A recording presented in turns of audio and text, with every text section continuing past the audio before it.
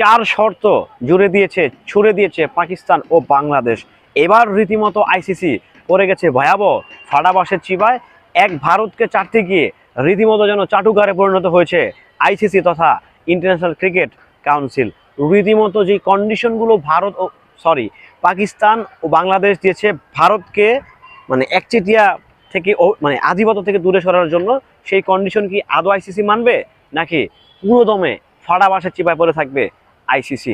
Hello everyone, আসসালামু আলাইকুম। শিমুল আছি আপনাদের সঙ্গে। আইসিসি টি20 ওয়ার্ল্ড কাপ 2026, যেটার উত্তেজনা এখনো কিন্তু চলমান। মানে খেলা কিন্তু মাঠে গড়িয়েছে, খেলা চলছে, দর্শক নেই, দর্শক খরায় ভুগছে, রীতিমতো না খেয়ে মরছে।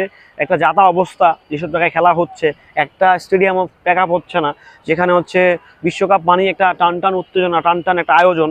সেই টানটান আয়োজন থেকে বাংলাদেশকে ইচ্ছা করে ইন্টেনশনালি আইসিসি ও ভারত মিলে কিন্তু ছিটকে দিয়েছে।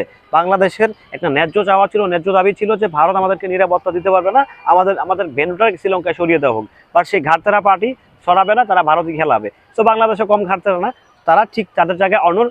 যদি শ্রীলঙ্কাতে আমাদের ভেন্যু সরানো না হয় আমরা খেলবো না। তো সেই জায়গা থেকে সবকিছু ঠিকঠাক ছিল। ঠিক তারপরেই যেন পাকিস্তান এন্ট্রি নিল যে আমরা 15 তারিখে ভারতের ম্যাচটা খেলবো না। এই তো গেল আইসিসির গুডিটা, লাল হইয়া বিচিটা কান্দে ওইটা। রীতিমতো আইসিসি এমন ভাড়াবাসি চিপায় পড়ছে, এখন পাকিস্তান ও বাংলাদেশ 4টি শর্ত জুড়ে দিয়েছে। শর্ত নাম্বার 1, আইসিসি যেই পরিমাণ প্রফিট করে, প্রফিটের শেয়ার মার্জিনটা প্রত্যেকটা দলকে আরও বেশি করে দিতে হবে।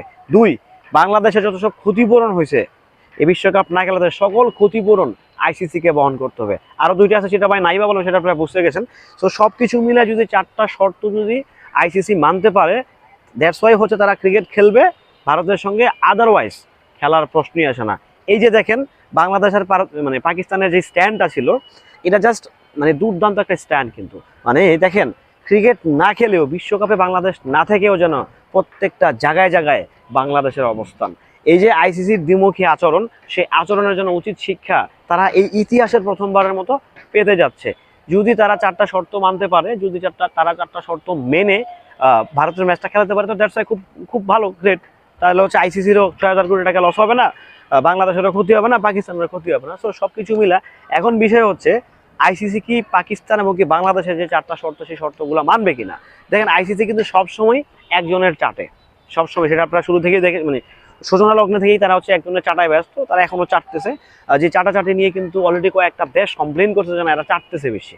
সো এখন ওই চাটার থেকে সরে আসতে পারবে কিনা, সে আধিপত্য থেকে তারা বেরোতে পারবে কিনা, এখানে নানা রকম কন্ডিশন, নানা রকম কোয়েশ্চেন কিন্তু এখন রয়ে গেছে। তো তারপরেও যেহেতু বাংলাদেশ এবং পাকিস্তান যে শর্তগুলো দিছে, এখন দেখার বিষয় যে সেই শর্তগুলোকে তারা ফুল ফ্লাপ করতে পারে কি না। কারণ আইসিসি অলরেডি ভারতের কল কবজায়, এখন ওখান থেকে বেরোতে পারে কিনা। বা একটা ইন্টারন্যাশনাল ফেয়ার ক্রিকেট, সে থাকবে ফেয়ার, সে প্রত্যেকটা দলের, প্রত্যেকটা দেশের হয়েছে ফেয়ার জাজমেন্ট দিবে। বাট সে যখন একটা দলের চাটুকারিতা করে, একটা দেশের চাটুকারিতা করে, তখন সেটাকে কখনোই ফেয়ার জাজমেন্ট বলে না। তো দেখা যাক কি হয় না হয়, সময় বাকি আছে, অনেক সময় বাকি আছে, 15 তারিখ। সো তার আগে যদি সুখবরটা আসে, তো দিস ইজ গ্রেট নিউজ। যদি আবার ফালতুমি করে, খেলবে না, সোজা হিসাব। আর অলরেডি কিন্তু সৌদি আরব এবং কাতার বয়ে রয়েছে আইসিসিকে বাদ দিয়ে নতুন কাউন্সিল করার জন্য। সো দেখা যাক কোন দিকের খেলা কোন দিকে যায়, কোন দিকের জল কোন দিকে পানি হয়। ভালো থাকবেন, সুস্থ থাকবেন, টান টান উত্তেজনার আপডেট পেতে সঙ্গেই থাকবেন।